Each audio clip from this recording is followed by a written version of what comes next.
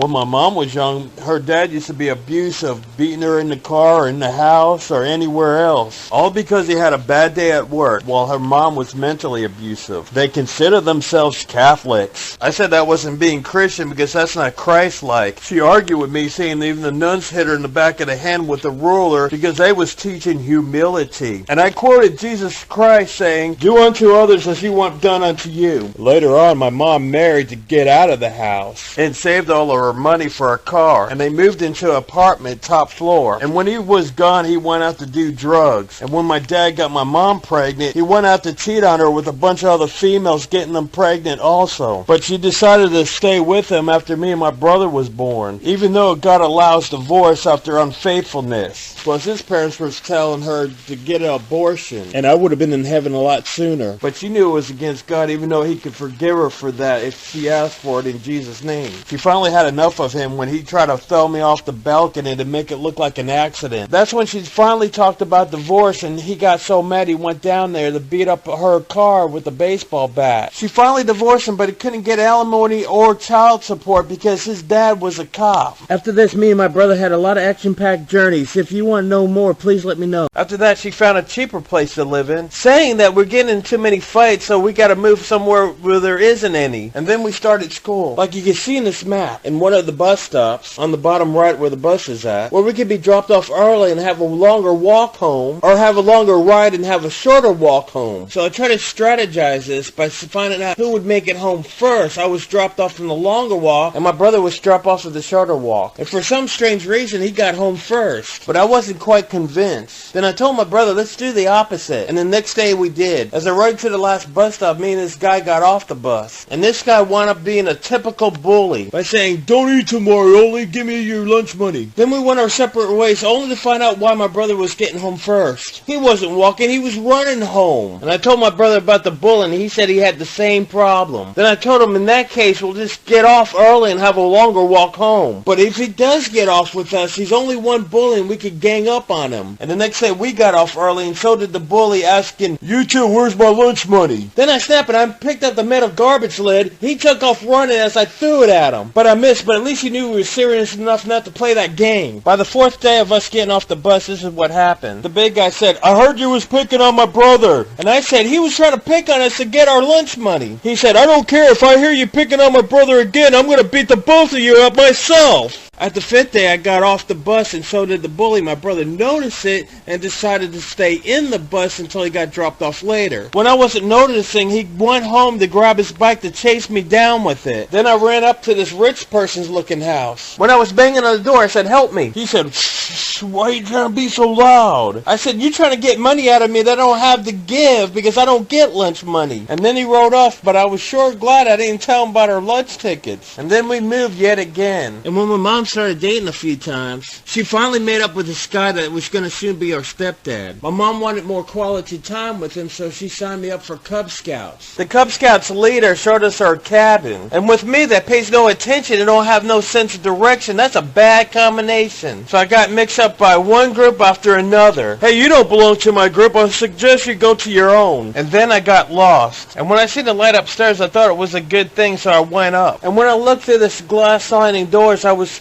noticing older kids in there, and it was Boy Scouts, and I was hoping they helped me out. And as they was leaving, I noticed two guys noticed me. The white guy ran and quickly opened the sliding doors, knocked me down, and the guy grabbed my throat and tried to push me off the edge while I grabbed onto the railings of the balcony, where I seen a lot of broken furniture down there. And the white guy said, "I always get away with killing people." And his black friend said, "How come you always gotta kill people you meet? Let this one go." And he did. And I've been nervous about heights ever since. Instructor helped bring me back. The next morning, I noticed I was being stalked by the same guy. Paying attention to this, I wound up being lost again. He came chasing me, so I ran off trying to zigzag through the buildings to lose him. At this point, I found a building with an indoor pool, and I always wanted to jump off the highest diving board. Even though I was worried about heights, I built up the courage to go to the last minute before everybody left. After I seen people start to leave, I jumped. As soon as I hit the bottom, I used my feet and legs to push me up. That's when I realized I made a mistake because that stalking bully killer was there. I've got you now. As I was swimming away, I heard him running. He was right in front of me, saying, "You gotta come out sometime. Face it, no matter where you go, I'm gonna be right there." And I quickly thought I was a good underwater swimmer, and I didn't think he would see me, but he did. And because of panic, I wasn't thinking right. When I was getting up to get out and breathe, he was using his hand or hands to push me down to drown me. I was thinking, I'm a good underwater swimmer, so I swam down deeper. As soon as I got up from the middle, there's a lifeguard checking and locking the place down. As soon as he heard this, he tried to leave, but she caught him saying, "What are you doing in here?" And he said, "I was telling the other guy that he shouldn't be swimming there. He needs to get out." And then I left. And I finally got home and my mom asked, "How did it go?" And I only gave her a mean look. All this happened in the late 70s, early 80s. Even though I wasn't a Christian back then, I give God the credit to make me a survivor.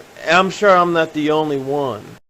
After the sins of my dad, we have to learn to live poorly. We lived in a black neighborhood even though we didn't know what that means. We didn't even know what male and female meant back then. We were so young. Even though we wasn't prejudiced, the blacks was racist against us. And this is what happened when we went out for our walk back in the 70s. Get them, they're white! Not really understanding what was going on, we really had to learn fast that they didn't like white people. So we quickly run away in a panic. As they was trying to beat down the door, when we was all holding the door so they won't break it down, she was calling the cops. When the police was too scared to do anything about it by not even leaving their cars, we learned fast that they wasn't going to help us. After the police left, the blacks finally got tired and left. The next day, my brother went outside alone. I witnessed how they put my brother in the tricycle and rolled him down the steps with it. My brother got scared and hid in the bushes, and that's when they ganged up on him. I grabbed them to run home with them, and that's when they ganged up on the both of us. We fought back the best we could and still lost, but we managed to escape. And it was the first time my brother and I learned how to fight back in Freehold, New Jersey. Next, our family moved into this poor white neighborhood, thinking it would be much better. The apartment we lived in was in the front near the streets, and the playground was way in the back of the apartments. We was told we could play in it since we live at these apartments. As my brother and I went to play in the playground, we noticed it was all free for us. I didn't know why, and my brother didn't care. And while we was having fun, we noticed all the kids was looking at us through the apartments. And that's when we found out why they didn't come down to play. And that's when two bully guys came up and said, "What are you doing in our playground?" And I said, "We was told we were allowed to play here." And the bigger one said, "Where do you live?" And I said, "We live in the front of the apartments." He said, "Anybody that lives in front of the apartments cannot go in the back of the apartments to play in the playground." However, my brother kept on swinging on the swings. And the guy that's between mine and my brother's size, and he grabbed my brother's chain while he was going backwards and knocked the wind out of him, where he couldn't hardly breathe. Then I remembered my mother saying, "If there's any trouble, walk away from it." Howsoever, it did not work, because they grabbed us, and since we wasn't no strangers in fighting, we fought back. But the guy bigger than my brother beat him down, while the biggest guy beat me down. And they said, "Let that teach you a lesson so you'll never come back here again." And they was saying that while we was carrying each other back home. The next morning, my mom was like, "Why don't you two play in the playground again?" And we told her a short version of two guys kicking us out because they said we didn't belong there. She asked, "How big are these guys?" As soon as I said I'm bigger than one of them, then she said, "Then you could handle it. Or do you want me to talk to their parents?" And we said no, because we didn't know their parents were troublemakers. And when we went outside, it gave me an idea what she said. I said, "Jason, I got a plan." I said, "While you're fighting the big guy, I'll beat the other guy down, and I'll help you beat the other guy down." And we both thought it was a good plan. And when they noticed us, they said, "You didn't learn last time, so we're here to teach you another lesson." And my plan seemed to be working when I beat the other guy down. But as soon as I turned around, I noticed my brother was down. Even though we was weakened by the fight, I still tried to fight him anyways, and I went down. After coming home from fighting, we learned our cousins was going to spend the night because they're in the middle of moving. The next day, I gave them board games to play. After that, we played one of their games. Then one of them said, "We're getting bored. Isn't there a playground we could play in?" I said, "We don't want to go there." Then one of them said, "Why not?" Then I said, "We're tired of being beat." Then one of them said, "What do you mean by that?" Then we told told him what happened. Then my oldest cousin came up with a plan, telling us to go out there first and they'll back us up later. As we went out there first, I was nervously thinking, how's our cousins gonna fight? They're girls. And hoping they didn't set us up to get beat up again. And the bullies came out second, saying, let's beat them again till they learn their lesson. Thinking, I don't like to fight, but I will fight if I have to. Then thankfully, my cousins came up next. And my oldest cousin said, do you got a problem with them? And one of them said yes, and she said, then you got a problem with me. When they turned around and saying how big they was, they took off running. Then all of a sudden, all the kids came out to play like it should have been played with. The next morning, our cousins was telling us, we almost finished moving and we're going to be leaving soon. So the plan is to do the same thing again, so this way they would think that we might be around the next time they try this again. And trusting our cousins, so we did do what they said. And when the other kids seen that we was out there, they all came out playing on the playground again. And when the bullies came out, they said, where's your cousins now to protect you all? As soon as our cousins heard that, they came up to the right side of the apartments from us. They took off saying, just checking. The next morning, they said, this is our last day with you two. This time we're going to wait a little longer to come to the left side of you both. And so we did. And then the rest of them came out to play. And then the bullies, they stayed their distance while they was looking around. He said, where's your cousins now? Where they quickly turned around and watched out for them. Not see them, they said, I guess your cousins finally left you both. They came out to the right side of us and said, guess again. And they was gone. The next day the bullies found out that my cousins were truly gone after they looked for a long time. The rest of the kids circled us chanting fight. I told my brother to make it look good like the last plan we had. But that plan wound up working the same way like it did before. The next day only half of them came out and the others were looking out through their apartments. I told them the plan I told my brother, saying, why we must fight alone for you all to play in the playground, for we all could get together and gang up on those bullies. But they said, I don't want to get hurt or go to the hospital or even get punched. And then when we seen the bullies coming, we all left. And we moved again in the early 80s. Started in New Jersey, moved a few times until we got to Florida. And started in last year's school of Grove Park Elementary. And that's when I met this guy named Jimmy Novick in the 5th grade. Then sometime later on he told me that he knew how to fight because he had to fight to survive. Then I said we got that in common. And it took me a whole school week to learn how to get to his apartment through the bus ride. By the weekend I went to where he lives and he was coming out to take out the trash at that time. And when he seen me he said, oh, hi, David. And I was thinking, wow, what a welcome. Not really. And he went to throw out the trash and he says, I'm going to a friend's house to shoot some marbles. You could come with me. After they got tired of the game, they decided for us to go for a walk. And when we did so, they decided to go out in the woods and play. And that's when Jimmy Novick's friend stopped us and said, you remember the last time we went out here and the gang chased us out and said, next time you come back, it won't be that easy for you to get out the next time? And Jimmy said, yeah, but this time we got David. And I guess because I was chubby at the time, it looked like I could handle myself. And I thought they was only trying to scare me to find out how brave I really was. And Jimmy said, let's find weapons to bring with us. And Jimmy found a long whipstick. And his friend a stubby stick and I had a regular size stick. When we went to the open field, I thought they was faking it until...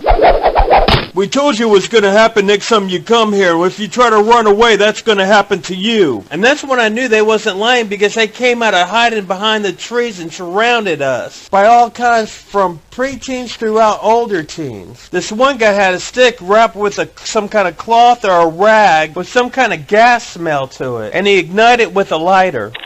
Until this day, I still remember the heat in the right side of my face. He said, you know how fast hair burns? All of a sudden, we heard these hyper kids on these bicycles. Yeah, let's get them! And since they backed off, I thought this gang was going to fight that gang. We could sneak out while that's happening. But sadly, the bad thing was they was all in the same gang. And when they was circling us, they stopped to sling around their bikes, picked their wheels up as it was turning. It was flicking dirt in their faces. At the same time, one of them did the same, but I did different. I had quick reflexes. I grabbed his bike. While it was going up, I pulled it down. He got off his bike and said, tough guy, huh? And he got that shocked look when I picked that stick up. While he was running away, I threw the stick and it was spinning until it hit him twice. Once in the back of the head and it hit him in the back. After he went down, I was thinking I threw the only weapon I had. So I quickly ran and got my stick while he grabbed his bike. And they quickly rode their bikes around us. At that time, we were standing back to back like a triangle formation. The time I turned around, me and his friend was seeing what Jimmy was doing. He took his skinny whipstick and tried to stick it in the spokes. Snap, crackle, pop. Later, his stick got shredded.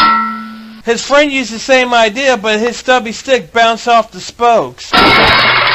And when I did it, it caused a domino effect. The rest of the gang got mad enough and jumped over the bicyclist, and we all started throwing punches, hitting one another. And the only thing we could see is fists everywhere. We didn't know if we accidentally hitting each other. Then we realized when you get to the point you fight so hard and long, you finally collapse. In my weakness, they dragged my body into a hole, and what made it worse was these fire ants crawling and biting me. And I used a little bit of energy that I had left to smack them off of me. Then I noticed they covered the hole with tree branches. Then I noticed this guy guarded me with a stick. Then I said, "What are you all gonna do with my friends?" Then he quickly turned around and kicked dirt on my face and said, "If I was you, I wouldn't be worried about your friends."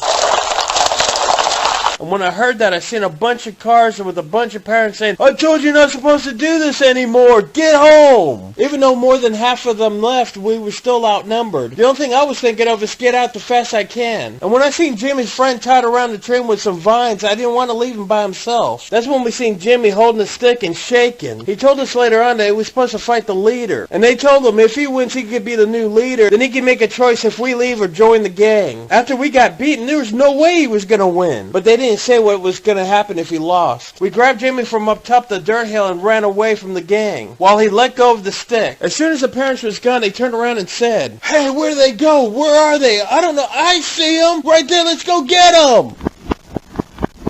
At this point, we was holding each other and we was moving at a slow pace because we were beat up. And we was trapped, surrounded by hedges, with vines all over them growing potatoes. And the gang was getting caught up to us. At this point, we was arming ourselves with the potatoes and throwing at them to slow them down. When they came closer, Jimmy and his friend climbed the tree. Then the gang was grabbing the potatoes and throwing it back at us. And when I tried to climb the tree, I pulled myself up, but one of them hit me in the left side of my temple. When I tried again, one of them hit me in the left side of my neck. And because of that, I wound up having a lump in my throat for a week more or less. When I was feeling like giving up, I told them just to go without me. Jimmy said, "No, we're not going to go without you." By that time, they tried to grab my feet and pull me down, but I kept on kicking and dirt was coming off my shoe and into their faces. When they both helped me up on the tree, they jumped down on the other side and said, "Oh, come on, let's get down here." And I was thinking, I just got up here and I'm worried about the drop.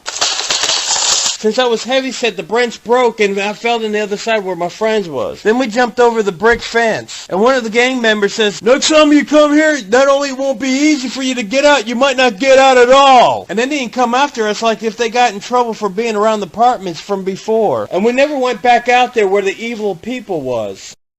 We finally lived in a cheap old house with hardly any insulation. In the early 80s, I started school in the Orange Park Junior High. And back then it was 6th through 8th grade. And being in EH, that's where all the bad children was. And this guy that attended school said, "If I push you off, what are you going to do about it?" I said, "If you're going to push me off, you're coming down with me." And as soon as he went to push me off, I grabbed his arms and he went down with me like I said. But I had it worse since I cushioned his fall when he landed mostly on my head. And when the other students came, he told everybody else what happened. And included, "Don't mess with him because he keeps his word." Sometime later, I had a teacher that was in a bad mood, and I said, "She's being a witch." She wrote a referral, and she told me to go to the front office. I seen what she wrote, and I said, "I didn't call you the B word." She said, "Yes, you did," and she turned her back away from me and said, "Go to the front office." Back then, when you was a senior, you didn't use bad language unless you got angry. So I wrinkled it to a ball and threw it at her back. Then she unwrinkled it and wrote me 2 more referrals on top of that. The first one saying I cursed her, the second one said I tried to destroy it, and the third one by saying I punched her in the back with my fist. And that was enough to get me kicked out of school, and I went to J.L. Wilkinson. And the first day I went there, I got mad because Taylor Johnson, this tall black guy, got finished beating up this small white skinny guy, even though the black guy did get in trouble for it. Now this other teacher that I had was being mean to the students from morning to almost lunchtime. At that time, this guy named Ike asked me how's the teacher being like, and I said she's been a witch. Then the teacher said, "I'm writing you a referral, and Ike, you take them down there." And I said, "For what?"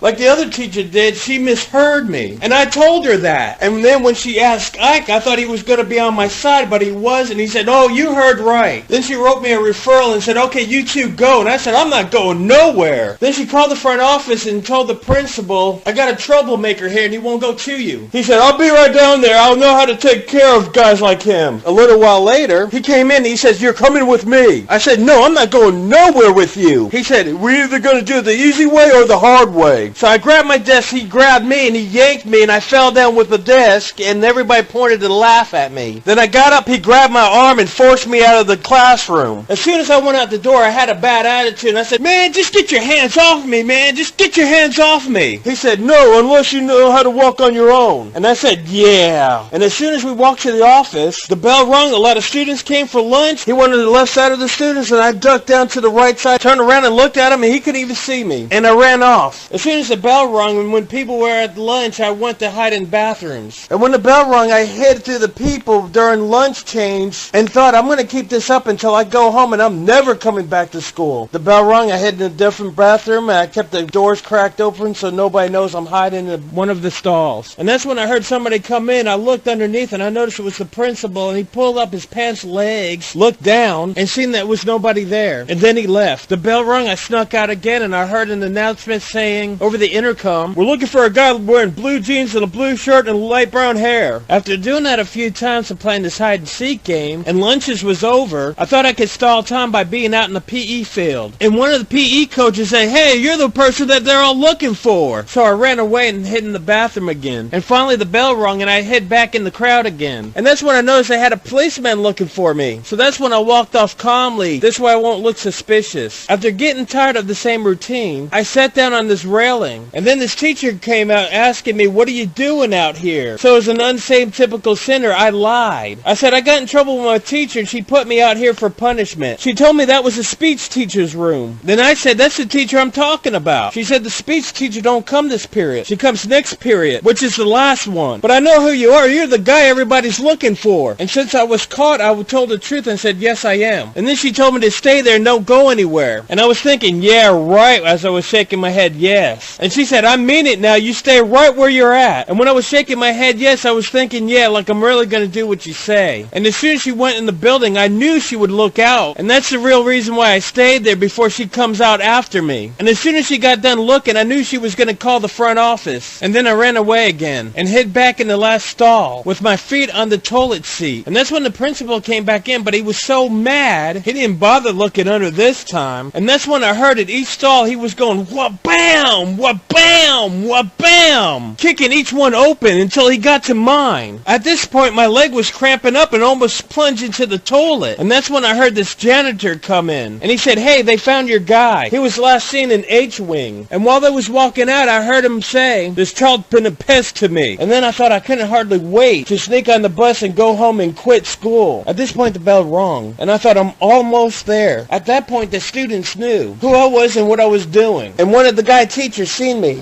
I think this is the person you're all looking for. He's right there. And then I ran off where he couldn't see me. And that's when the other students was helping me. They was all pointing in one direction where I went. But I thought they was pointing where I should be going to, not where they was coming from. And the principal with two other grown-ups was there. After they seen me, I zigzagged through the buildings until I lost them. And this time I run across some same students. And this time they was pointing where I should be running to, but I thought they was pointing where they was coming from. So I ran the opposite way. And when I seen them in front of me, I zigzagged through the buildings yet again. A bunch of grown-up workers was right behind me. And I seen a lot of them right in front of me. And also to the right, and I went to the left. At this point, this dean was running past the buildings, and he caught me in the corner of his eye, and he turned around, and he almost fell down because he's heavy-set. And when he was coming after me, I dutched to my right, and he followed me. And when I quickly went to the left, he went to my left. And when he caught up to me, I quickly dutched to my right like I was playing football. And when I went to pass him, he grabbed me, and he only got my shirt. And then he grabbed me, and I went, "Ugh!" And that's when I felt him shake, and he got startled and let go. By that time, when I was running through the buildings, they caught up to me and tackled me and grabbed me while I was saying, "Man, just get your hands off me, man. Just get your hands off me." And the principal said, "Not this time." So they put me in a room with one of my class students. This police officer said, "I don't have time to babysit you two," and he left. And when he did, I asked this other student, "What are you in here for?" He said, "I'm called the copycat, and when you ran off, I did too." And then I asked him, "How long did it take before you got caught?" He said, "I got caught as soon as I got out of the classroom." And the principal came in with my referral saying he's going to give me a whole lot of swats. And I said, "For what? I didn't do nothing!" Pow! I hit the brick wall and hurt my hand. And because of that, he got me arrested, said I was threatening his life, but later on the school dropped the charges. And I never received my swats.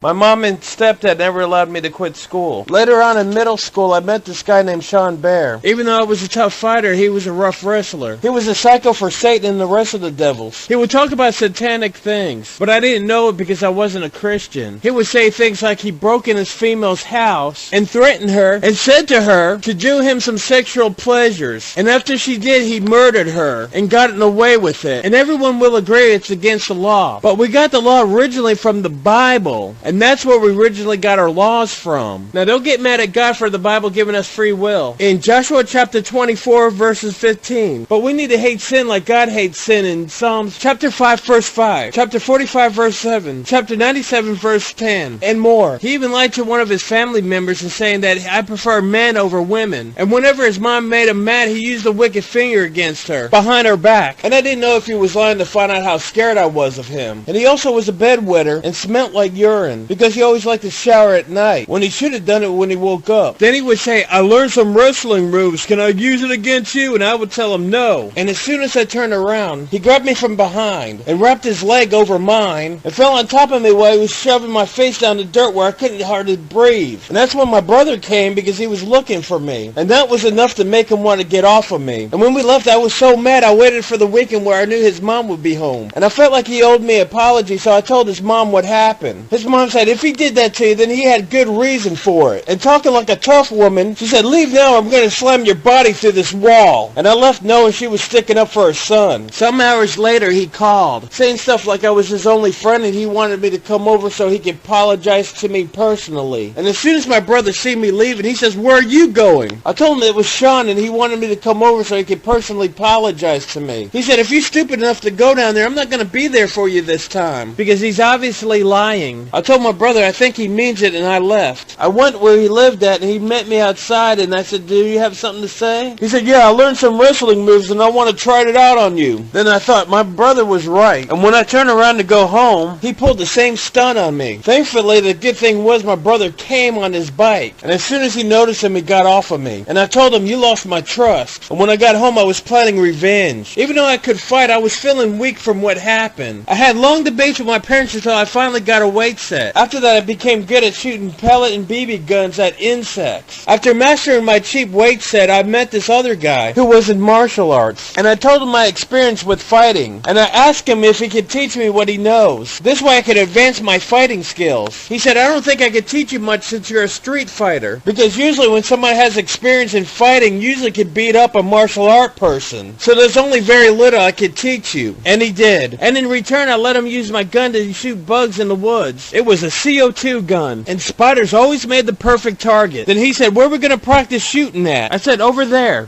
Even though I didn't see it coming, I felt my hand jerk and I squeezed the gun because I didn't want to let it go. And accidentally shot him in the private area. He went down and his face turned bright red. And the BB made a hole in his pants. And he said, there goes my offsprings. And I panicked. I said, what'd you do that for? And he said, I wanted to show you that I graduated from martial arts school to kick out a gun out of somebody's hand. Then I asked him, what kind of gun was it? He said, a wooden kind. I said, next time somebody's got a gun, make sure it's wooden before you do that. And or they're not trigger happy like I am. And he said, you're supposed to let go of the gun, not squeeze it. Then I said, I'm sorry, nobody taught me that, even though I wouldn't. And like most, I lose a friend, either I move or they move. My brother and I got to meet Norman Bates. Norman Walker. He was telling me how he made a lot of money in junior high for making wooden bears. We grew up poor, so I was jealous and said, no way you made all that money for doing that. He said, once we get to my house, I'll prove it to you. He showed it to me and snatched it away. Why do you think I'm going to read it that fast? As soon as he showed me the check for middle school, he snatched it away again. I wasn't done reading it. He did it again. His dad said, let go of my son's check. I grabbed it and read the whole thing and found out he wasn't lying. And hit me after he pointed his big fat finger at me. I was stunned and walked away. And then when I realized what hit me, I started hitting the cement street sign. My knuckles got all white with it. And when I was loosening, I tried to pick it up. My brother came and said, what do you think you're doing? I'm trying to pick up the sign so I could hit Norman's dad's head with it. What's so funny about that? He said, because there's a lot of cement down there holding it in place. I told my brother what happened, and he went with me to their place. From now on, you better watch out for your son, because I'm going to be around. You should have never grabbed my son's check. Because of all that, later on, it was Devil Day, Satan Night. My mom said, what do you two do this time? Go find out what the police officer wants. I honestly thought they can because me and my brother were arguing in the daytime. And then we went outside. And she said, now don't say what did we do and where did we do it. Where did we do what? We was told somebody egged Norman's house. We had proof of an alibi and it was confirmed. During high school, I met this guy named Timothy Long. He went to middle school. When anybody picked on me, he had one smart mouth to do his fighting for him. And that got him in trouble with a lot of bullies. He told me and he came crying for me to help him. And I haven't had many friends growing up. So I agreed because I'm not going to let anybody pick on any of my friends.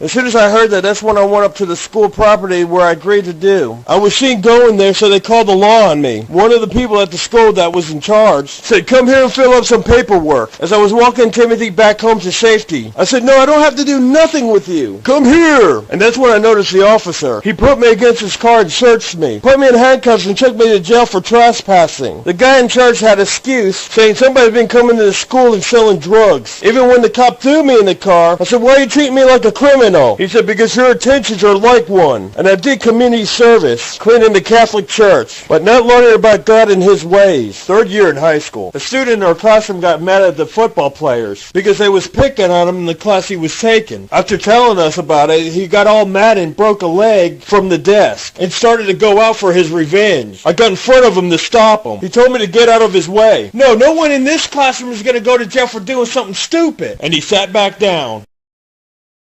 When I realized I was matching other people's strengths, I still didn't feel like I was strong enough. So we wanted to buy a better weight set and bench and complete it with dumbbells. If I remember correctly, this happened in the summer before I started high school. My next door neighbor, Bob on the left, allowed headbanging parties at his house for a bunch of teens. The guy on the right was 21 and he bought the alcohol. And they would throw these parties often. My brother and I met a different friend. We was all in the backyard shooting targets. One of the drunks told us to stop shooting his fence, but none of us was. And then my brother told me to give him the gun, so it got passed down to him. He got mad about being falsely accused. He purposely shot the fence. And then the drunk got in an outrage because he was drunk. He kept on slamming his bottle until it shattered all over the place and screaming, I told you not to keep doing that. And then Bob climbed the tree and said, hey, that's my neighbors, leave them alone. Then he said, it's alright, man, it's okay. Later on that night, the cop came. My mom told us the cop was waiting for us outside. Then we all went outside. Then the police officer asked us if we had a BB or pellet gun. At that time we told him a pellet gun. He told us the house behind us, the window got shot and it made a hole through the window. And I knew it wasn't us because that gun is not powerful enough to do that. The only thing it would have done is made a crack if you shot right at it. It would have bounced off it if it ricocheted. After saying that, the police officer said he was going to go there to find out if it was a pellet or BB. And he heard the party next door and asked us how long do we have to put up with that disturbance. And my parents said often. And after he checked out the place, he said he was going to go and make the police report on us if he could find the evidence and on them for disturbance. So he went down there to check on our backyard neighbor and to fill out the rest of the police report and told us to stay inside because he's going to be right back. While we was inside, my mom was angry and wanted to find the truth out. She said, I want to see the gun and find out how powerful it is. I had no idea what she had in mind, but I put a fresh CO2 in and the first shot is always the most powerful one. So I tried as quick as I can to leak some of the gas out. We went out in the backyard. At night, that thing echoed like a real gun. Even the policeman heard it. My mom said it depends how deep it went in the ground is how powerful this gun really is. And that's when the headbangers came out. A few of them were screaming, yes, because of you we're getting in trouble. And then Bob jumped the fence. And that's when Joe came out the sliding door. As soon as Bob seen us, he was running through the front gate and I went chasing after him. He turned around and we got a big fist fight.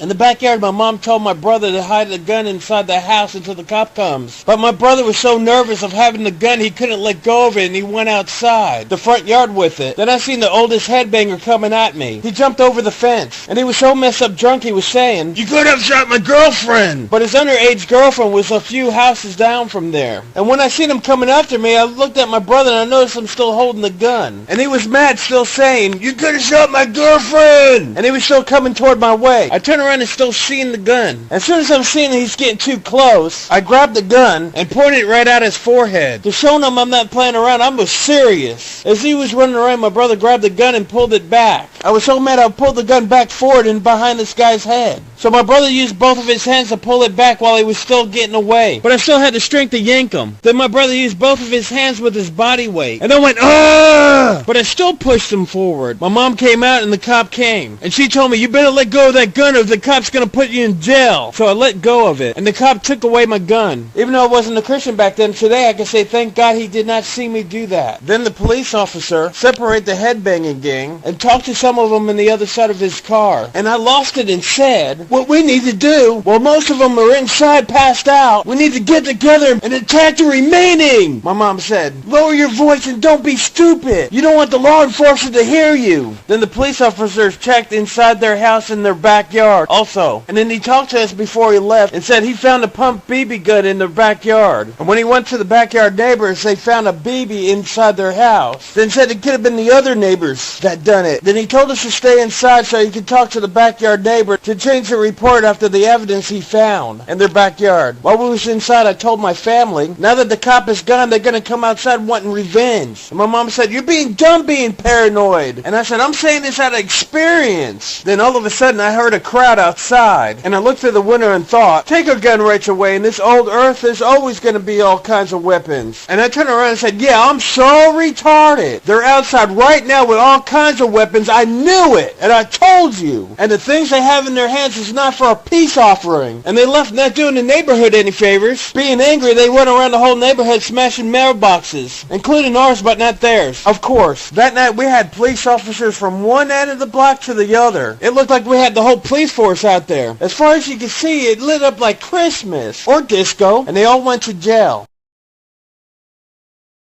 So there I was, amen. And EH, as you can see in this blueprint, or as we like to call it, emotionally hyper. In high school, after eating lunch and I had extra time, I talked to this older gentleman. He talked about simpler times in the past, and I talked about the hard times I grew up in. After he got finished eating, he was so interested in my stories that he told me to wait here until after he used the bathroom, because he wanted to hear more. And as soon as he left, this guy comes in from my classroom. He was stalking me, waiting for the right opportunity for me to be alone, saying, "Hey, big boy, come here often?" I started feeling like I was in prison, feeling like I was going to get raped, something bad done against my will. I picked up the closest weapon I had to use against him and said, "Come on!" He said, "Ooh, I like him rough." By that time, the older gentleman came back and told him to get out of his room. Sometime later in the afternoon, I met this other adult, and the only thing he mainly did is bragged about his achievements. Then he told me he had to do something important, but he'll be right back and he'll tell me the rest. Wow, I couldn't hardly wait, if you understand the sarcasm, but I had patience in whatever gets me out of the classroom.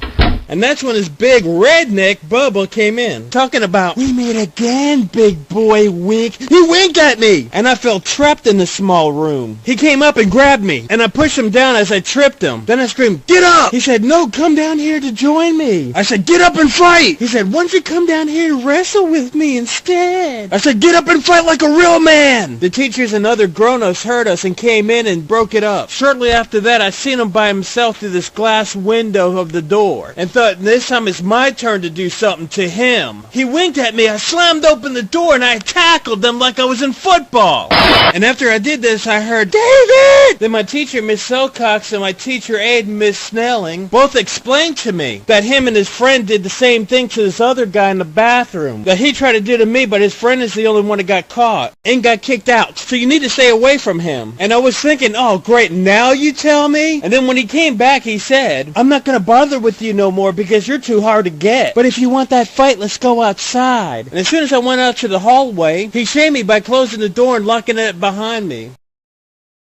Late one night, I noticed a couple of clowns. Now the reason why I say this is because the big guy was riding in the small bike, and the small guy on the big bike. But I thought nothing more of it when they passed me by. Then I see them circle me again, and they went around in front of this car that stopped a few feet away from me. This black guy came out of the car, and I thought they was just dropping them off to the house, or so I thought. Back then, I bought this $75 digital Walkman. It was the newest thing at the time, and that guy started walking up to me. me with a Just Do It shirt. He said something to me, but I didn't hear him because I was listening to my music mix. And I didn't realize this big, tall black guy got off his bike and went behind me. I took off my headset and said, "What?" I said, "You don't mind if I take your Walkman away from you?" And I smiled because I thought he was joking. So the warning for my listeners, never walk alone, especially in a dark street. And I found out that he wasn't kidding, especially when he reached down for my Walkman. And when he done it, I went to punch him in the stomach, but I barely tapped him when this big guy in the back grabbed both of my upper arms and yanked me back. My Walkman and headset stumbled on the ground. He picked it up and he ran into the car and took off. And I lost my balance during this. The right side was soft, but he decided to throw me in the street to be mean. Then I heard running. When I was trying to get up and looked, I see the small guy jump in the air and land in the back of my head with both his feet. That night I had a big scab in my forehead. I seen a big flash of white light as he jumped off my head. Then I heard the bigger guy running when I was trying to get up. I turned my head and he stomped his foot on my jaw, causing my mouth to bleed. And that's when my adrenaline kicked in. I hit the road, I slapped the road. I went from laying flat down until straight up in the air. Big Black looked shocked at me and took off with his big bike, and the little guy took off with the small bike as I was chasing him away because he was closest to me. And I was using some curse words, but as a Christian, I'm not going to say what it was. But this is my BC story, so that means before Christianity. And then I hit the sign.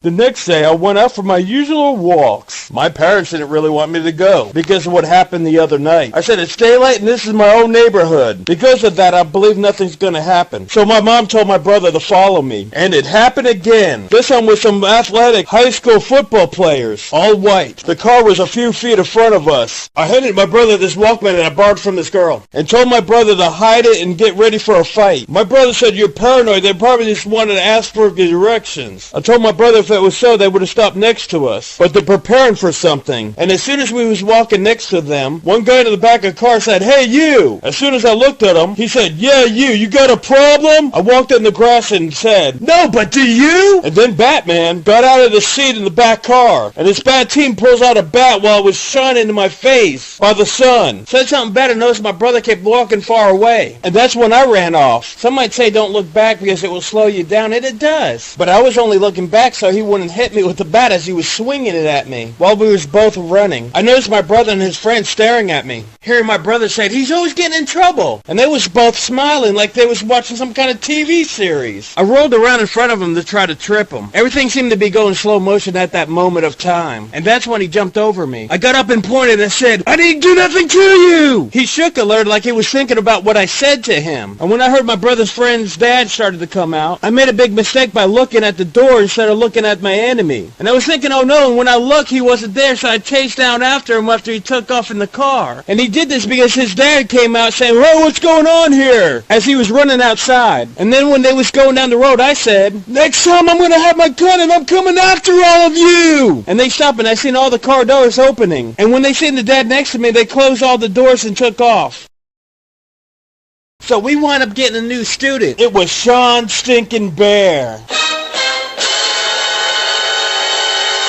He did not notice me at first. You remember, he was one of my past stories. Remembering what he did to me, I got extremely angry. And he walked in and demanded, whose desk this is? And Miss Silcox replied, it was mine until I got an upgrade. And he said, good, it's mine now. And that's when he noticed me. He said, it's you! Let's get together after school, so I can show you the same moves like I did before in the past. Where I can shove your face down on the ground so you can breathe dirt again. Now the students that was there knew that I handled Tubba Bubba. And after talking the tough guy talk, saying, don't push me, man, as I was gripping the desk, and the student sounded like, ooh, he said, what are you wooing for him for? And he didn't know I met my maximum strength at this point. Even though I was strong, I never looked like it. This way, after picking on me, they would never mess with nobody else not knowing their strength. And then he said, he's nothing but a wimp. Then I said, quit pushing me, man, quit pushing me. He said, after school, I can't wait to shove your face down in the dirt again. After getting up and slinging my desk down,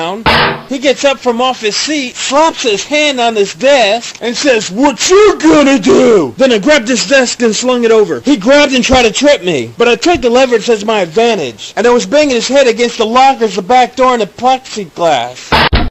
The whole classroom heard the ruckus. And it took a lot of them to pull me off of him. And I swung at his temple to knock him out. But they yanked me too far away for me to hit him. And I missed. After that, he's the one that got in trouble for instigating the fight in the first place. This older lady, my teacher aide, bought me this soda to cool down. When I was starting to walk past his principal office, and that's when he noticed me, he came up to me and said, "Next time I'm gonna get strong and I'm gonna beat you." I said, "Let's go, I'll finish this right now." In my anger, I squeezed the can and I got soda splattered on both of us. He said, "No man, I'll tell everybody else that you beat me up to even the score." And I was shocked that he kept his word. If I was a Christian, I would have said God got his revenge through me. And that's when I trusted Sean again. And better than that, he helped me get my first job.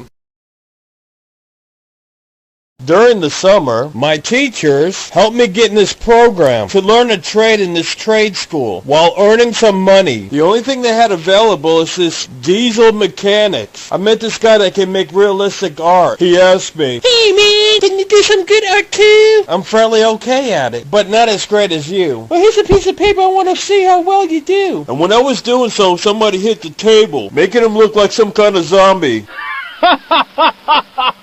I burst out in laughter. He got so upset with me, he drew a picture of me doing something inappropriate with this other guy. I tried to grab it and rip it into pieces. He snatched it and ran away with it, and showed others what he'd drawn against me, while he was laughing about it, as I was chasing him. He ran around this heavy-set bodybuilder. The people were saying that he was so strong he could pick up small engines. He showed him the picture where he'd drawn, and he laughed about it. While I was trying to snatch the paper away from them, Moses handed back the picture and turned to me, saying, "You better back off far away from me." I said, "No, as long as you're in his side, I'm not going to." He grabbed me, picked me up, and the tough guy slammed me down on the table, and decided I'm going to stay away from this guy. No matter where he went, I was in the opposite side, until he cornered me in the locker room during lunchtime. He felt sorry for what he did. He shared his lunch with me, and said, "A whole bunch of us got together and talked to the main guy in charge, and he agreed that you and the other guy could go in the back and duke it out." And when he left, I was thinking how I was going to fight him. And then he came in, and I was thinking we could get this over with now while I'm still mad at him. And he said, "Psst, David, I'm scared of you. Can we come up with a way where we don't have to fight each other after school?" I never had somebody say they were scared of me before. I said, "Okay, let me think of a plan." "I got it. I tell you to hit me first, and you said, 'No, you hit me first,' and we just go on until they give up." He said, "It sounds like a good plan. I hope it works." By the end of the day, we had students surrounding us. "Come on, man, throw the first punch." "No, I'm waiting for you to do it. There's only going to be 3 hits. You hit me, I hit you, and you hit the ground." And the crowd was saying, "Somebody hit somebody." I said, "No, I'm waiting for him to hit me first." "No, you're supposed to hit me first." And the crowd was saying,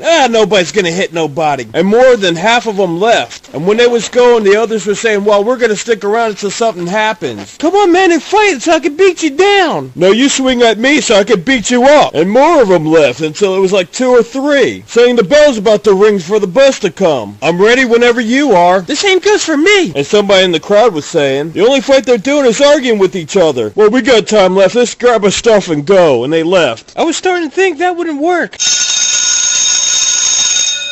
And then we left.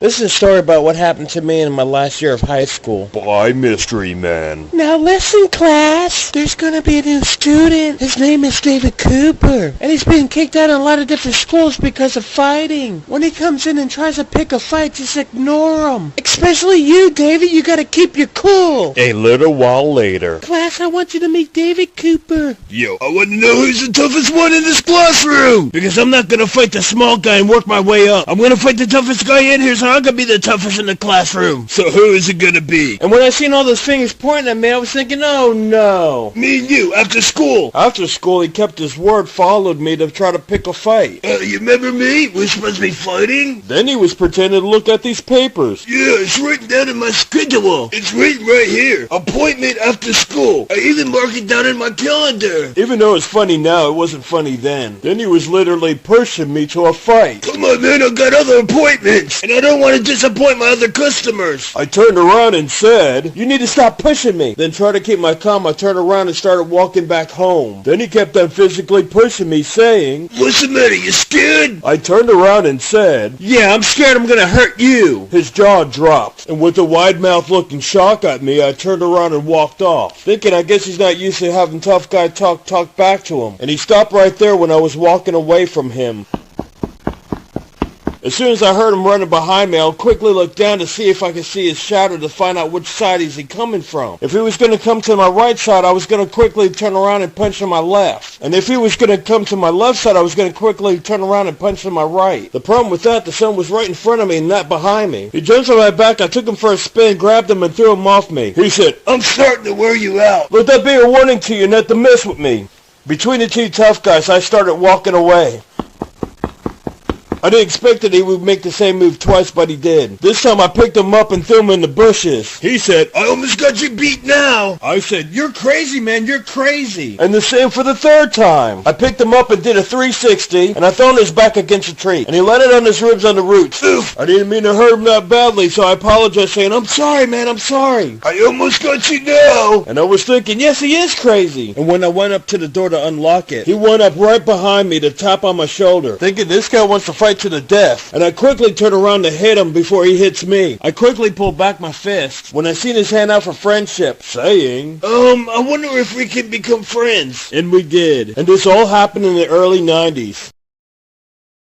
That day, David Cooper and I was walking down the neighborhood, listening to our own things with our Walkmans. While we was walking down the street, I heard a door slams and I seen these two strong guys yelling about something, and it was coming toward us. And they both looked mad. They seemed like they would fight anybody that got in their way. And I was thinking, I don't know David Cooper that well, so if we start fighting and losing, I didn't know if he was going to run away from this and leave me to fight this battle by myself. I got his attention to say to him to avoid a fight, "Hey, David." "Yeah, what is it, David?" "You see those mean-looking guys coming toward us?" "Yeah, so?" "Let's walk to the other side so we don't get in their way." "What's the matter, you chicken?" "No, I want to be smart about this." "You do whatever you want. I'm walking right here." And knowing that he was keep bumping into me, I knew he would follow me anywhere I went. As soon as we went to the other side, so did they. And that proved to me that they did want to fight us. But the chances are I could have been wrong, because it could have been a coincidence. And I told David, let's act like we know what we're talking about, because I wanted them to think we knew somebody nearby. And that's being street smart. "That's right, David. They live in the other side nearby." As soon as we went back to the other side, so did they. And I didn't say anything more, knowing there was no way out of it. Plus, they was coming too close to us. And this is how it was when we was walking between each other. I guess they changed their mind when they seen us up close. I felt a little better when they passed us by. And a tense movement happened when David said, "I knew they was too chicken to do anything." I pulled up my fist ready for a fight. We turned around and they kept on walking. Later on, David had said, "Next time we go to school, I'm going to tell everybody how scared you was." I said, "I was worried about you leaving me behind to let the battle to myself while you escaped." "You should know me better than that." "How, when this is the first time we walked together?" "Yeah, I'm going to tell everybody how scared you was, unless we go back to fight the guys." And I didn't want him to go back to school rumored that I'm a wimp, ruining my tough guy image. So I told him the plan about us lying about what happened, and he agreed. But being a Christian, I won't share that detailed lie. Later on, the both of us cut through the woods in a cemetery to hang out in the mall for free samples and free water. He didn't want to do it at first, but he got used to going back and forth doing this. "So what is it gonna be? I'm only gonna give you two choices, because we didn't fight a fight yet. Either we start one, or you make up another lie." I learned very little of God, realizing lie is a sin, and a sin is doing something against God. And that's why I felt so bad in the first place of lying, after we lied the first time to others. The difference between me and you, I fight because I have no choice, and you because you want it. Either we do this, or I'm gonna tell everybody in the classroom how scared you was that day, and how you made up that lying story. You also told others that lie. So I'm not the one with the reputation to hold up. Besides, with this other lie, we can make a gang of friends. Then we made up another lie not worth telling, and his plan backfired. It caused the people not to want to hang out with us because they was too scared to. And I also told him God is going to get back at us for all this lying by allowing something to really happen. He said, "Good, I can't hardly wait." And then something almost did happen again. I don't know how many days later, but this is what happened. We were walking through the mall, and we heard all these black people fussing and cussing. Action time! As soon as he said that, he rushed off for his next fight. I grabbed his shoulder and pulled him to face toward me, and said, "What do you think you're doing? We gotta go where an opportunity knocks. Or do you want to make up another lie?" "No. It's either fight or I'm gonna tell everybody how much a scaredy cat you are. Or the third choice, make up another lie." "I'm just trying to be wise about it because we're outnumbered, and you can hear a lot of them in there." "The more the merrier." We noticed his family rushing out of that fast food place to get away from that bad language. When they was walking between us, I noticed he was quickly going in, so I quickly Billy Rush grabbed his shoulder and pulled him back toward me. I gave in to him because I didn't want us to get ganged up on. Fine, we'll make up something. Once we got out of the mall, we created a new move just in case something bad happens. We both turned around to look at each other. We hit each other's fists, and we walked toward our problem. Sometime after learned about our situation. After lunch, David brought these cookies. Daddy got during lunchtime off campus. Where did you get those cookies? He came up with a funny lie of his own. Some guy in the bathroom opened up his trench coat, said, "Psst, come here. For a small price, you get to get all kinds of cookies you ever would want." Of course, the teacher didn't believe him and told him not to do that anymore. After school, we went to the store, and he got us to save our lunch money to buy cookies, which he didn't have to worry because he had a high metabolism. We had over a couple dollars between us. Why don't we get these magic medals in the bottom? Because I don't have that kind of magic money. Then we met this guy named Scott Devine in high school. He walked ahead of us listening to his Walkman, saying, "Tap-a-too, tap-a-too, too-too." If anybody asks, we don't know him. My realest true stories from the past. Come on, Scott, we're in a poor black neighborhood, and those drunkards are coming behind us, walking like zombies, and there's this big rock in front of us. You need my help?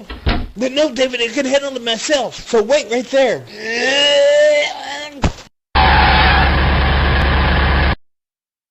You see, Parson, this hot son, Parson? And this all happened when I was still going to high school.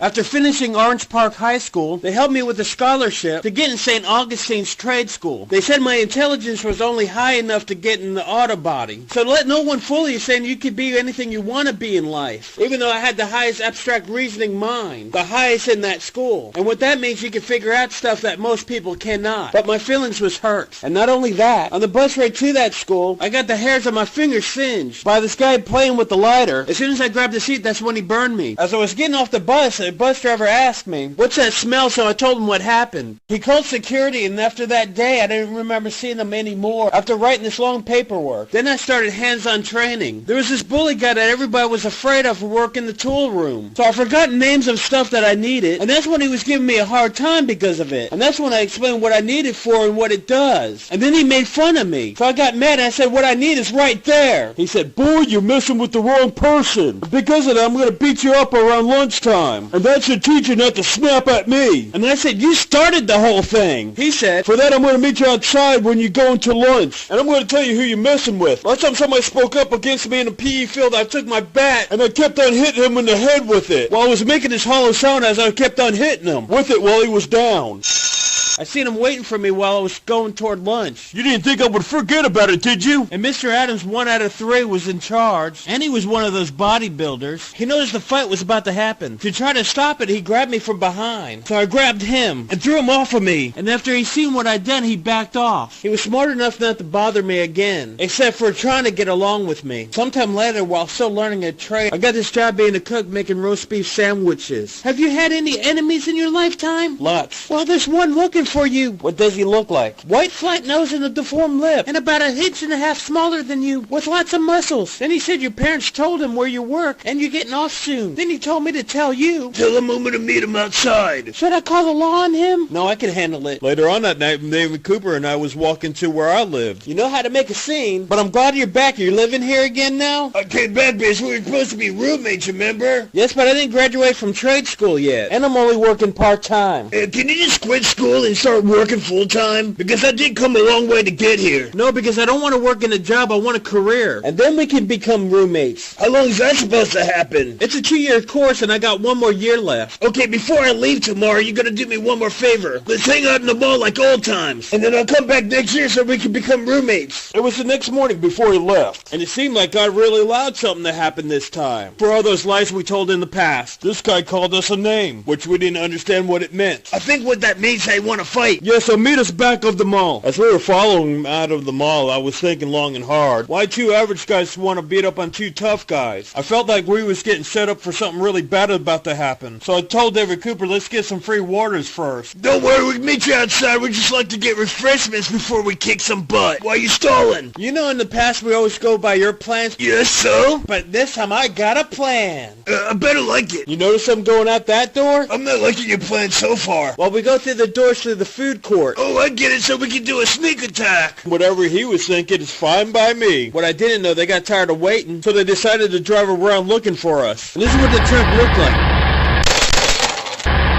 David, they was throwing pennies at us. Why don't you try to throw some dollars? I don't think they're trying to pay us. And that made him turn back around. They're throwing firecrackers at us. I don't care, I'm gonna pick it up and throw it back at them. It's between your feet. And David Cooper continued this by saying, It's what I thought, you scared. Then the vehicle stopped and they both jumped out of the back of the truck. While they was coming after us, we looked at each other and gave ourselves a fist bump and went after them. They looked at each other, went back in the trunk and took off. That's what I thought, scared. And as soon as they parked, I knew I was correct. This is one built big guy that came out with a baseball bat that looked like they just bought it. And there was at least one or two more in the truck. Do you remember when we said that you always take the big guy? Yes. This time I take the big guy and you take the other two guys. But David, he's got a golden baseball bat that's shining in the sun. I don't care, I take it from him, shove it up his butt and make it come out of his mouth. That's when he looked at his bat, put it down, and it rolled underneath the truck. And when I went to fight the two guys, one and after the other keep on trying to grab me from behind, while David Cooper was still running around trying to kick this guy.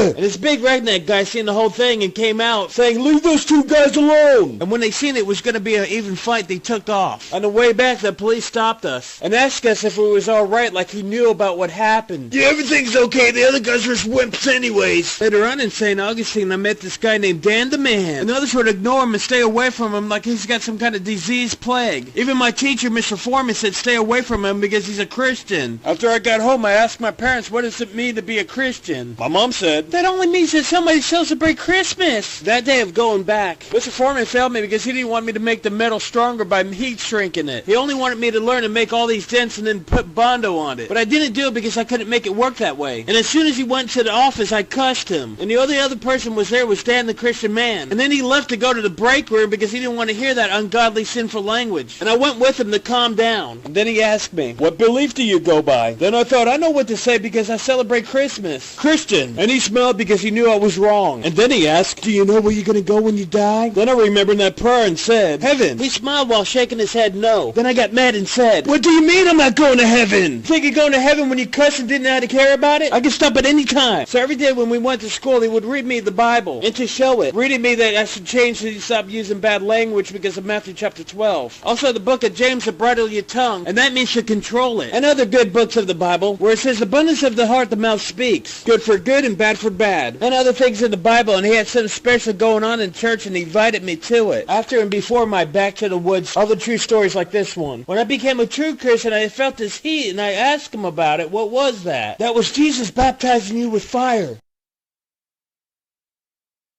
While I was in St. Augustine, I noticed these students picking on a new guy. I told them to come here and get behind me. So I said to the ones picking on him, Leave him alone. Then they asked me, Why are you protecting him? Because I know how he feels. Come on, Christian Dave, why should he mean anything to you? You never know, he might become president one day and he might pay me for being his bodyguard. When I seen the same thing happening the next day, I got him to come with me and told him, You need to find me and stay with me if you don't want them picking on you. And I said all this because I can't stand somebody picking on somebody smaller and weaker. He stayed in my side for a while until he couldn't deal with it any longer and left. One day on going to the bus ride home, I heard a commotion. So I asked him, What's going on, guys? And the person next to me said, Christian Dave, you really don't want to get involved with this. And another person said, You better go before they get here because there's going to be a fight between the trade school and the high school. And as soon as they showed up, I said, Why don't we all spend time on being friends and the wasted on being enemies? Because I have my Bible and Jesus says to love one another as I have loved you, so you must love one another. And they all got mad and interrupted me and said to me, Get out of here with all of that. I said, No, if we follow this world would be a better place to live in. And both sides agreed if I didn't stop, they was going to come after me instead. So all of them was mad at me instead of each other at this point. And I said, if we learn to follow this, we'll be helping each other, not trying to hurt each other. Then security and the buses came. And both sides said they were going to gang up on me for this tomorrow on Friday. And they left. And I thought to myself, in Jesus' name, God gave me the strength. When that day comes, then I went on the bus to go home. After that, I went to my favorite place, for heaven's sakes at the mall, where I used to buy a lot of godly Christian tapes at. She even knew about Christian songs being important. And that's just one of the many ways to worship the Lord besides following in His words. I always see you so happy. Why are you looking so miserable? And I told her what happened. As we know, the Bible says, 1 Peter 5:7, casting all your cares upon God, for He cares for you. So we prayed about the Lord's protection over me. The next day, the next afternoon, the next week, the next month after month after that, by not seeing them there, I was seeing God at work. Sometime later, inside the building, there was all these white people scared to walk down the hallway in this building. But I wasn't. They got off from leaning on the walls, and they surrounded me and said, "You got something for us?" I said, "Yes, I got something for all of you." They said, "What do you got for us?" I reached in my pocket and said, "The Word of God." They all backed off, and one of them said, "We don't know nothing about it, and we don't want to know anything about it." And when they abandoned me, it was sad because I thought God's words are so powerful that they did not want to hear about love instead of hate. At this point, me and Joey was walking down to his job at the chicken place to get his check. This guy was walking up behind us calling us names, and while we was walking, I looked at Joe and asked him, "Do you know this guy?" He said, "Yes, but keep on walking and ignore him." He said, "Yes, I'm talking to you too. Give us a description of what we look like." And he said in his own words mainly that we're a couple. And I got mad when he lied, saying that we're going against God doing something like that, while Joey went to his job. The guy circled around me while having his hand in his back pocket, and I followed him around so he won't get behind me. He said he's got something for me in the back of his pocket, and I told him I got something for you too. He said, "What do you got for me, huh? What do you got?" I said, "The words of God." He said, "You're a Christian, huh?" And I said, "Yeah, I'm not ashamed of Jesus Christ." He said, "After I tear you up, I'm going to get my gang and finish you off. And what is your guy going to do for you now?" Then he quickly did his martial art kick. I leaned back and at the same time grabbed his ankle and pushed him off of me until he hit the ground. Then he did his karate move to get back up again. And guess who God sent my way?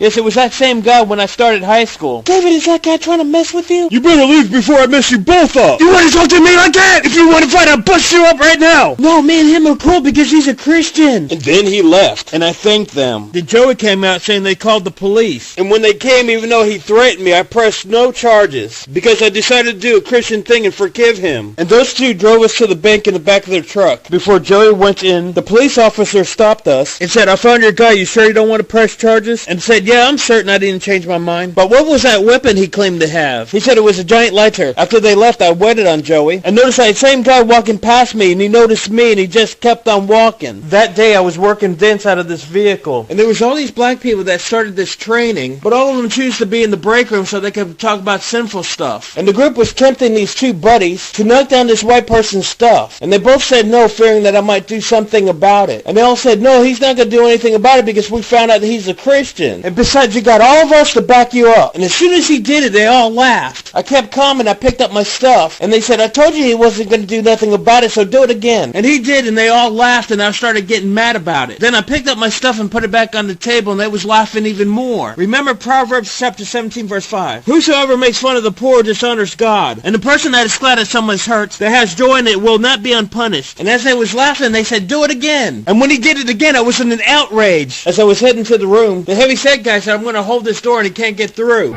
They all scattered, and he tried to get away from me. And I grabbed his lower legs, and I pulled him down and he hit the chair. Grabbed him, picked him up, and thrown him through the door. And I said, "Now go pick up my stuff." And then Mr. Foreman called me in his office. "David, you could have seriously hurt that boy. Never do that again." After my 2-year scholarship ended, he told the people paying for it that he wasn't going to give me a diploma because he felt like I didn't know enough. And I thought, it's really his fault that I don't know enough. And they asked him, "How long is that going to take?" He said, "About another year." I felt like he didn't have any intentions to graduate me. So I got this car wash job. I wanted to save enough money to move out, but my mom wouldn't allow that. David Cooper became a chain smoker, so there's no way I would be his roommate. But I did convince him of Christianity. And the devil used a cop to stop us for suspicion. And David Cooper said, "Don't worry about him. He's crazy because he believes in God." Sheriff 7:26-28. God said if they don't want to hear you, you got to tell them anyways. Working within the year, my hands started peeling more and more until it got cut up, only to find out by the doctor I'm allergic to the chemicals. And as soon as I showed them proof of it, they wanted to let me go. I told them that's not right because it's not my fault. I was hoping to paint cars like I was trained for, but instead I was driving cars to be worked on, and once it was fixed, drive it back to the customers. Because of Scott's and somewhere between this time, I've met Bill and Robert. And my other real stories besides the supernatural, and this one, I would appreciate it if you would tap my name and go to Back to Devil's Woods and Wood's final chapter. And this is what happened before and after those times. His wife being a fake Christian, and so was Bill, before he changed to being a real Christian. With God willing, I got there as often as I could to witness to them about true Christianity. If I remember correctly, the wife like myself had a full-time job, first taking care of inside and outside of the trailer, and the husband 2 part-time jobs. I never really bothered with the wife because she really didn't care, but with him I did, because he was really focusing on what the Bible was saying when I was showing him. One lady late afternoon, I came over and she came out. Is Bill here? No. Do you know when he's gonna be back? No. As soon as I turned around to go to the car to leave, but Bill said if you come by, take me shopping for us, so we could get some real food because we only got junk food. I don't know, it doesn't seem right. Let me ask him first. Where's he working? He's not at his first job, he's at his second job, and nobody's supposed to disturb him or he's gonna get fired for it. In that case, I better leave and come back later. As I started to leave to come back much later, he's gonna come back way late at night, and if you want to remain friends, then I suggest you help us out so he can come home to a meal. And that's when she got to me because I had very little friends if you go back to my past stories, and they all left, so I really didn't want to lose this one. On the way there, she told me she remembered her husband wanted a pizza when he got home. Ready to order? What would you like on your pizza? It's not supposed to be for me. Bill wouldn't like it if I didn't feed you a slice, especially for driving me around like this for us. So what kind? Any kind of meat pizza would be fine, thanks. A meat likers, please. After we got done late that night, and she really got mad at me for ignoring her that whole time. 1, I'm a Christian, I don't fornicate, we wait for marriage. 2, we don't cheat because that would be committing adultery. And 3, when I wasn't a Christian, I wouldn't mess with somebody else's wife because that would be gross because they've been with that person. Take me home! Right away. After I dropped her off, she rushed to that trailer to get away from me. I don't remember exactly how long later, but I came back for Bill to find out if she was telling me the truth. Is Bill here? No, but he said when you come just to tell you thanks for the pizza and to ask you to take me clothes shopping. Is he working in the restaurant so that I could ask him about it? No, but if you want to remain friends with him, then I suggest you take me. And I think she used that because she knew he got me before. And as soon as she went to the female section, I stayed where I was. Are you coming with me? I'm fine right here. Oh, come on. How do you think I would look in this? I think your husband would like it. And she left with the quickness, and I took her back home. Now, I don't remember if it was the next day or some days later, but I decided to do something different by going to the restaurant where they both worked at. But I had bad timing that night because he wasn't working, she was. And she asked me, I get off in a few minutes, can you take me home? And Bill should be there. And I told her okay, and I was thinking about asking him if those other 2 times were true. So she told me to drive in front of the place so I could pick her up. And as soon as I did, this other guy comes in the back. Then she said, I told him that you wouldn't mind dropping him off first. He was staying at this motel. She betrayed me with a kiss on the cheek and went with him. And thankfully, Bill was at that trailer at that time. After I told him everything, he said he trusts me because I never lied to him before. And she lied. And take me where she was last at. And so I did. Yeah, they went around this area. He knocked on every door asking for his wife until he got to the right one. How could you do this to me? I could go anywhere I want, whenever I want, to do who I want. I could sleep with him, and while the finger went around me, him! We practically stayed together all that night, sharing stories until I told him about the devil-possessed woods. He caught me off guard by saying, let's go, and we went. And when we came back, we prayed together. After he moved, we started a Bible study group, and in that group, Robert became part of us. And Robert and I Bible studied at his place so he could get a group of his own when Bill's not around. And that's what we did. If I remember correctly, I came on a weekend. Robert's wife answered the door wearing a bathrobe, and I asked her if Bob was here, and she said, yeah, come on in. She told me to sit down while she gets him. Then she comes out wearing a nightgown or a long t-shirt. So do you think Bobby's so holy now? And I thought he did give up being an alcoholic and told me he poured out all of his alcohol and showed me proof that he didn't have none in the whole apartment. If you think so, just check out the VCR tapes he has. Is Robert coming out? He's busy getting ready to come out, but check this out. He must have recorded over this one. What's the next? He did it over this one too. Watch this next one. Oh, he did it to all 3 of them. I thought you told me Robert's coming out. And what is he doing here? And when they went to the back room to talk about it, I decided I need to get out of here. I don't want to sound like I'm giving you one of those lines, but it's not really what it seems. Then I told him exactly what happened. And then he said to me, David, I don't blame you. I always knew she cheated on me for some time now. And for both these women cheating, the guy's got a divorce that Jesus allows Matthew 5:31 and 19:9. That's for cheating. Deuteronomy 24:4 and 5. You can't remarry the one you divorced that did somebody else because that would be a sin, but you can remarry. And after a long time later, that's when we went to the Devil's Woods. Just remember to check those outs, please.